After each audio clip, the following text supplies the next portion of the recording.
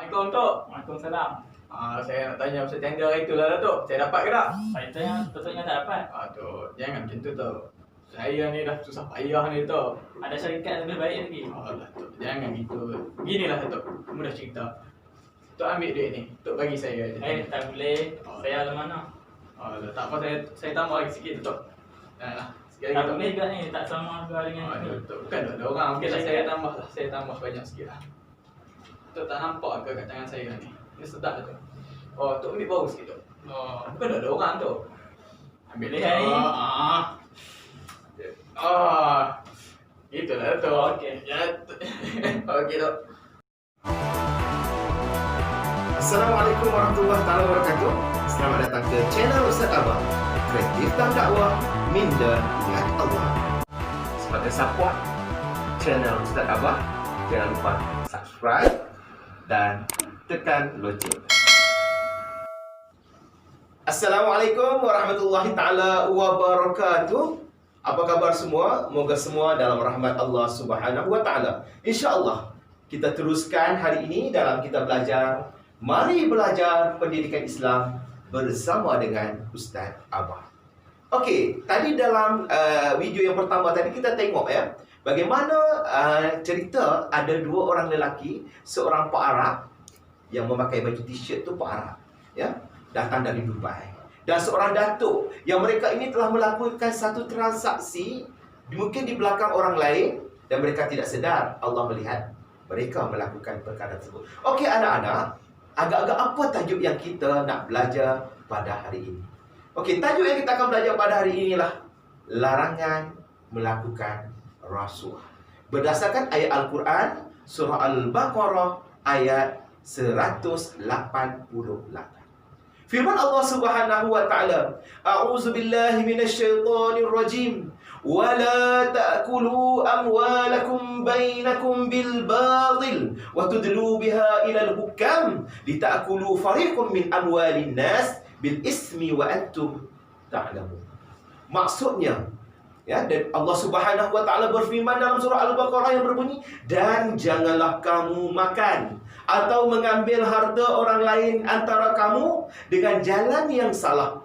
Dan jangan pula kamu memberikan rasuah kepada para hakim kerana hendak memakan atau mengambil sebahagian daripada harta manusia dengan dosa, sedangkan kamu mengetahui salahnya. Okey, nak bagi mudah pada anak-anak, lagi senang ya, Abah akan terangkan maksud berdasarkan perkataan-perkataan yang ada di dalam ayat. Anak-anak tengok dekat skrin, ada ya. Okey, yang pertama sekali, wala ta'kulu amwalakum. Apa maksud dia? Dan janganlah kamu makan atau mengambil harta orang lain. Ya. Bainakum bil batil. Sambungan dia iaitu antara kamu dengan jalan yang salah.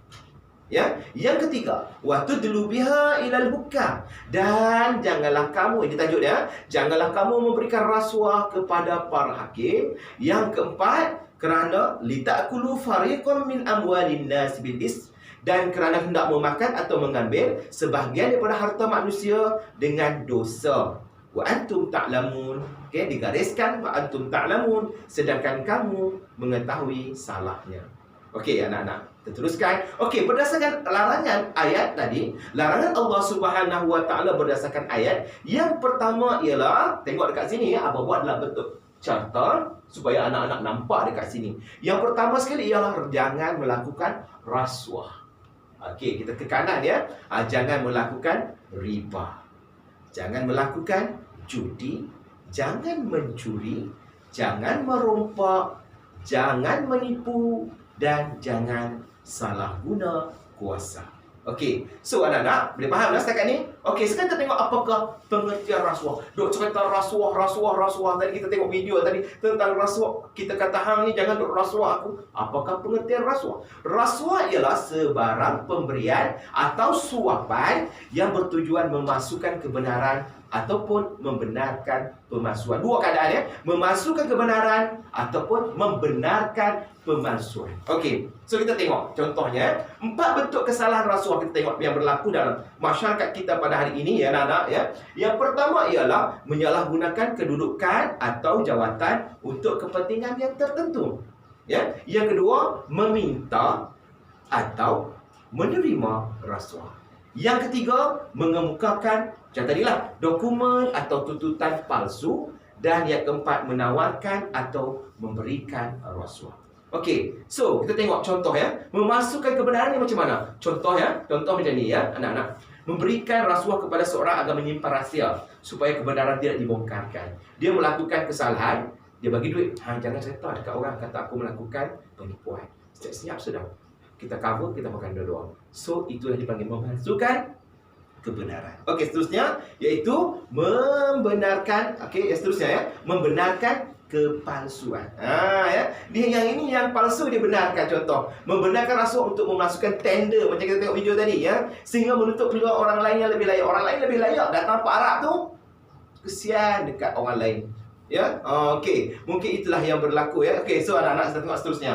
Ya. Okey, apa yang kita tengok slide yang seterusnya? Okey. Okey, apakah kesan perbuatan rasuah?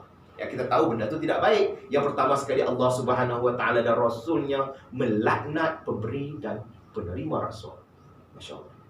Yang kedua, menjadikan individu hilang harga diri kerana perbuatan itu berdosa. Yang ketiga, melumpuhkan ekonomi negara kita. Masya Allah. Akibat daripada kos pengurusan yang semakin meningkat. Sebab apa? Yang dapat tender itu orang yang tidak sepatutnya.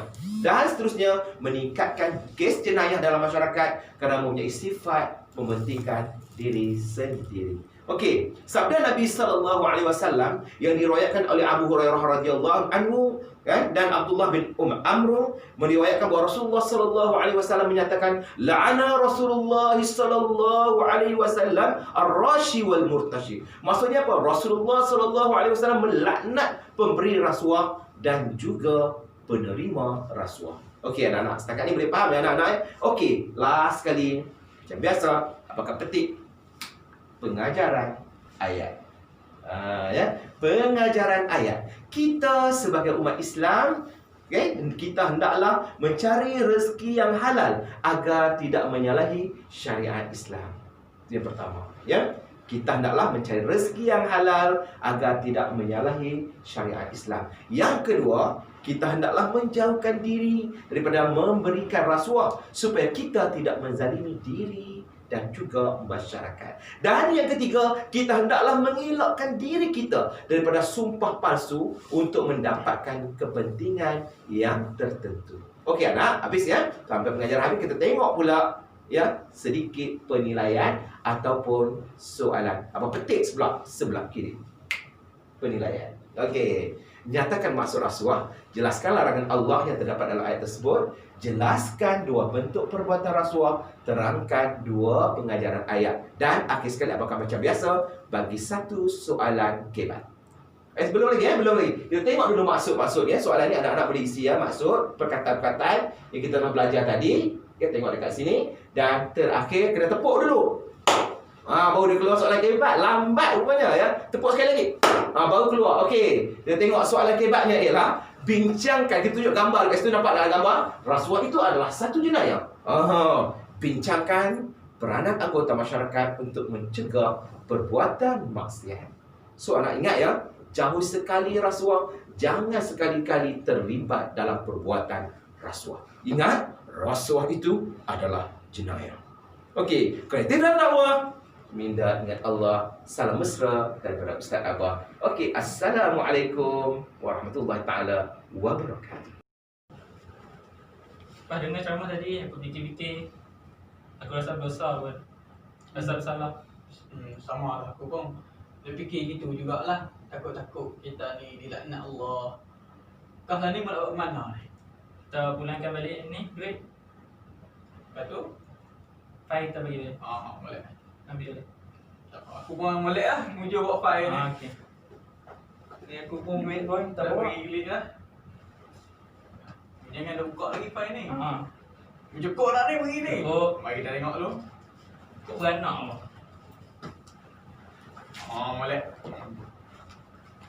Tak apalah. Ambil bau je lah. Okay tu. Okey lah. Terima kasih. Okay.